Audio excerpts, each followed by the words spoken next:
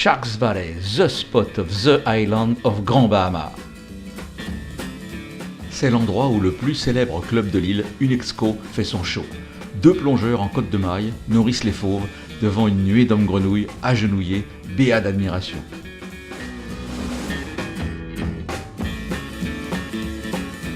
Bien entendu, les responsables du club de notre hôtel sont tout à fait contre ce genre de pratique. Néanmoins, ils profitent de l'aubaine en nous amenant quelques temps après le feeding d'Unexco. Les requins sont toujours là, repus et calmes.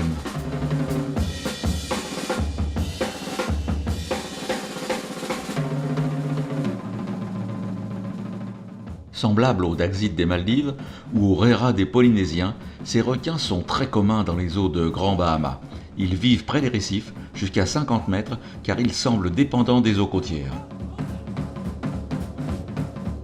Mesurant généralement entre 2 mètres et 2 mètres 50, certains spécimens peuvent atteindre 3 mètres.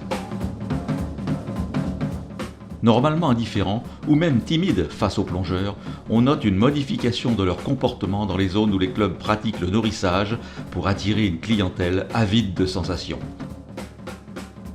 Ils peuvent alors devenir agressifs, surtout s'ils sont excités par la présence d'un appât.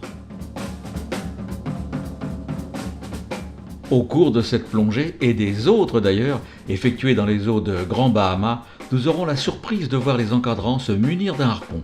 Bouteille et fouenne, quelle horreur pour nous plongeurs européens, bien formatés par notre chère fédération. Serait-ce pour nous protéger d'une éventuelle attaque d'un de ces redoutables fauves? Pas du tout.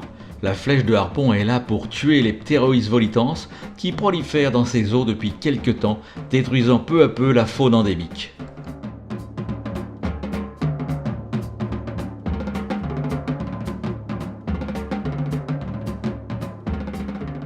Les moniteurs des clubs locaux ont donc l'autorisation d'en tuer un maximum pendant les plongées avec bouteille.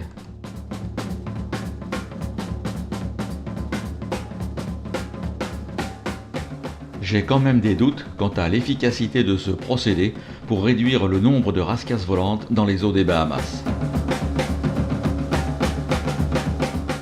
Cette soi-disant limitation du nombre de poissons-lions permet en réalité d'attirer immanquablement les requins qui arrivent dès qu'un ptéroïde harponné s'agite au bout de la flèche.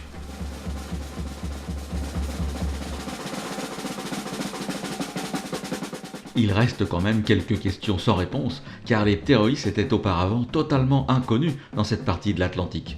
Comment sont-ils parvenus jusqu'ici? Ou peut-être qui les a amenés?